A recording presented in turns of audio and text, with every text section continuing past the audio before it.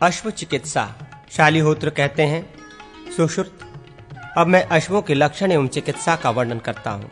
जो अश्व हीन दंत, विषम दंत युक्त या बिना दांत का, कराली, 2 से अधिक दंत पंक्तियों से युक्त, कृष्ण तालु, कृष्ण वर्ण की जिह्वा से युक्त, युग्मज, जुड़वा पैदा जन्म से ही, बिना अंडकोश का, 2 खुरों वाला, श्रृंग युक्त, 3 रंगों वाला, व्याघ्रवर्ण, गदर्भवर्ण, भस्मवर्ण, सुवर्ण या अग्निवर्ण, ऊंचे ककुद वाला, श्वेत कुष्ठग्रस्त, कौवे जिस पर आक्रमण करते हों, जो खरसार अथवा वानर के समान नेत्रों वाला हो, या जिसके अयाल, गुहांग तथा नथुने कृष्णवर्ण के हों, यव के तुंड के समान कठोर केश हो, जो तीतर के समान रंग वाला हो, विषमांग हो, श्वेत चरण वाला हो तथा जो ध्रुव स्थिर आवर्तों से रहित हो तथा अशुभ आवर्तों से युक्त हो, ऐसे अश्व का परित्याग करना चाहिए।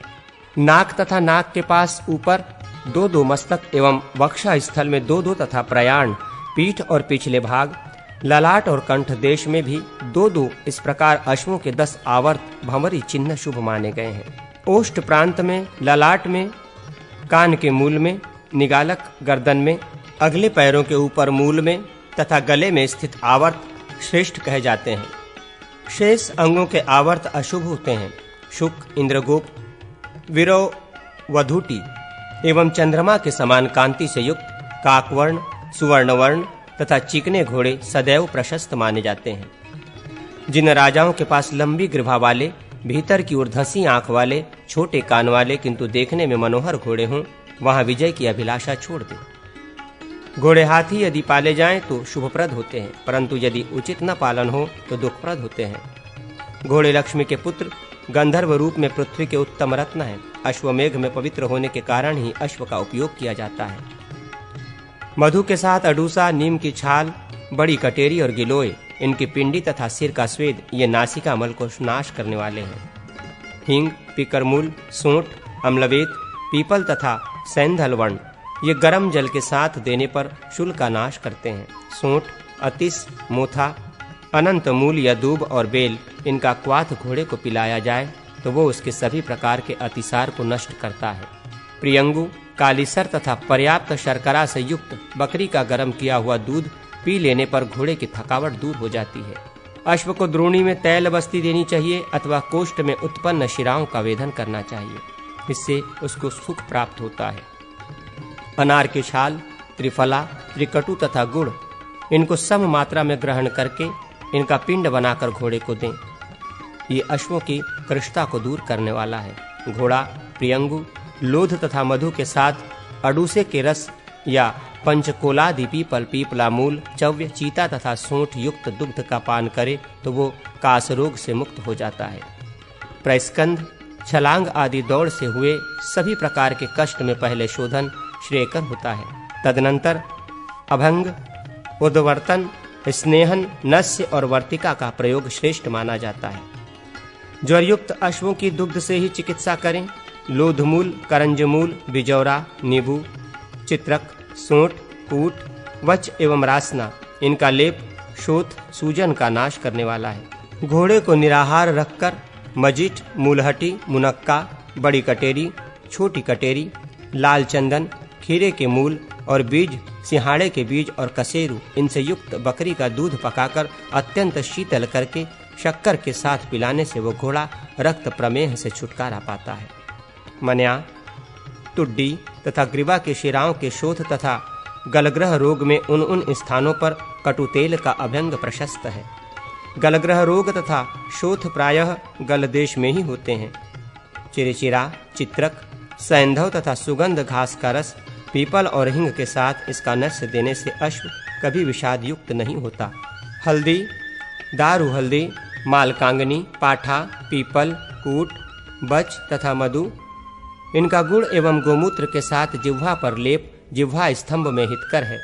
तिल, मुलहटी, हल्दी और नीम के पत्तों से निर्मित पिंडी मधु के साथ प्रयोग करने पर व्रण का शोधन और धृत के साथ प्रयुक्त होने पर घाव को भरती है। जो घोड़े अधिक चोट के कारण तीव्र वेदना से युक्त होकर लंगड़ाने लगते हैं, उनके लिए तैल से परिवेश क्रिया शीघ्र ही रोग नाश करने वाली होती है।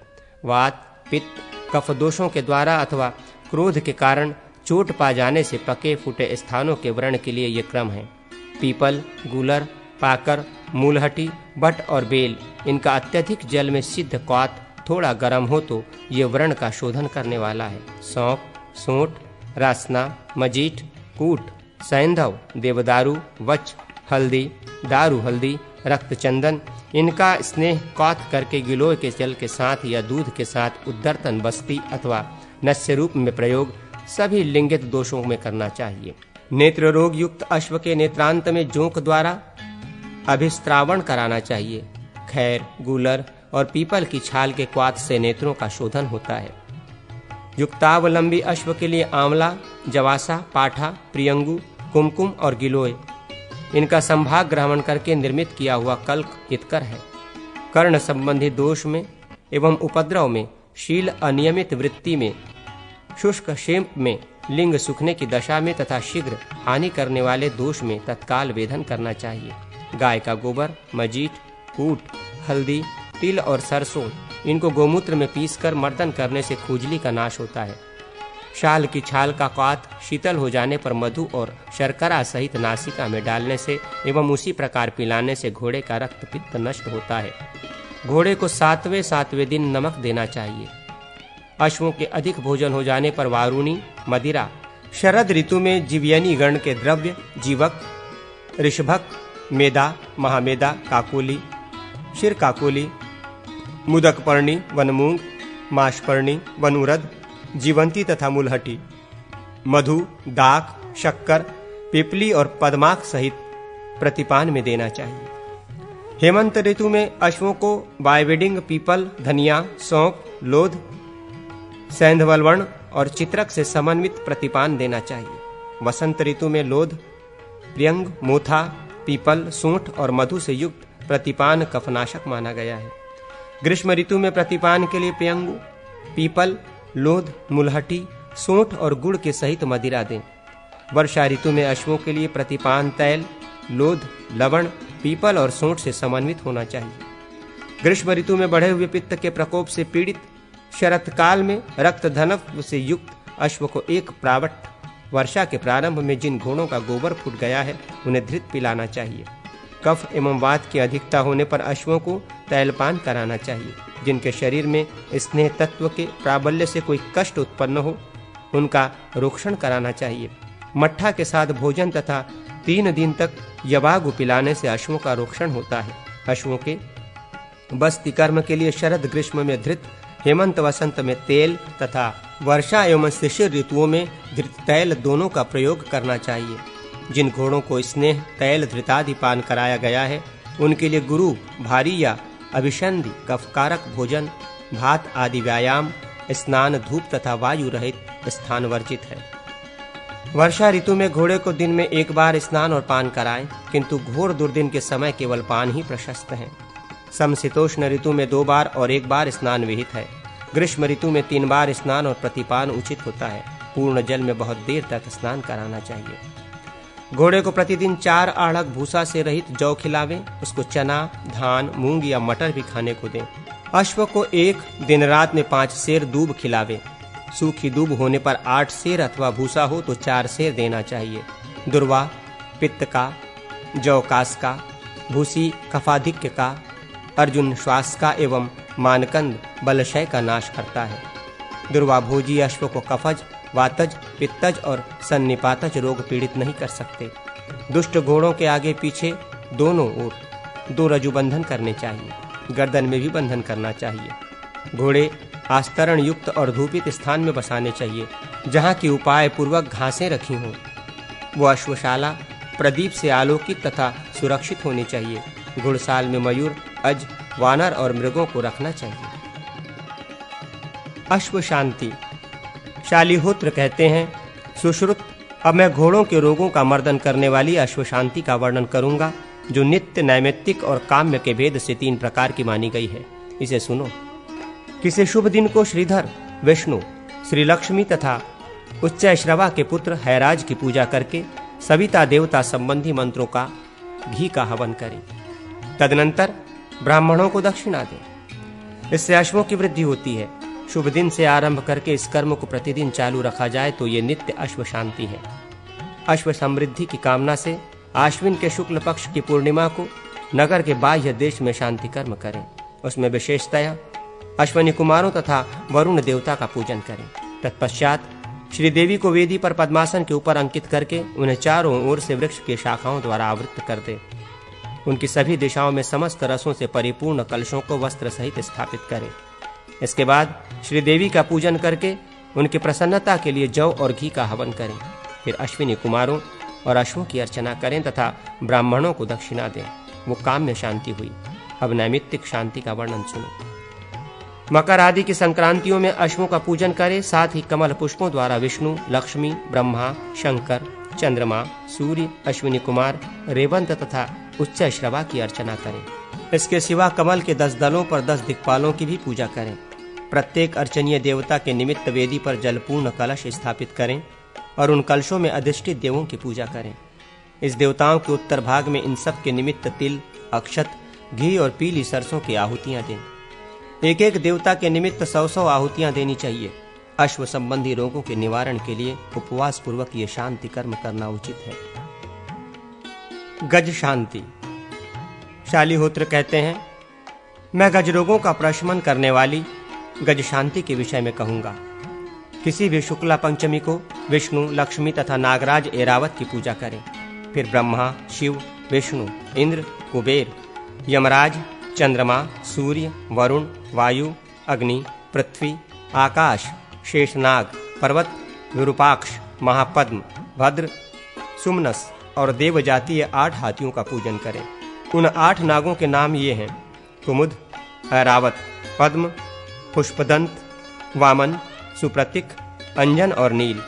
तत्पश्चात होम करें और दक्षिणा दें। शांति कलश के जल से हाथियों का अभिषेक किया जाए तो वे वृद्धि को प्राप्त होते हैं। वो नित्य विधि है। अब नैमित्तिक शांति कर्म के विषय में सुनो। मकर आदि की संक्रांतियों में हाथियों का नगर के बहिर्भाग में ईशान कोण में पूजन करें। वेदी या पद्मासन पर अष्ट कमल दल का निर्माण करके उसमें केसर के स्थान पर श्री विष्णु और श्री लक्ष्मी की अर्चना करें। तदनंतर अष्ट दलों में क्रमशः ब्रह्मा, सूर्य, पृथ्वी, स्कंद, अनंत, आकाश, शिव तथा चंद्रमा की पूजा करें। उन्हें 8 दलों में पूर्वादि के क्रम से इंद्रादि दिक्पालों का भी पूजन करें। देवताओं के साथ कमल दलों में उनके व्रज, शक्ति, दंड, तोमर, पाश, गदा, शूल और पद्म आदि अस्त्रों की अर्चना करनी चाहिए। दलों के बाह्य भाग में चक्र में सूर्य और अश्विनी कुमारों की पूजा करें।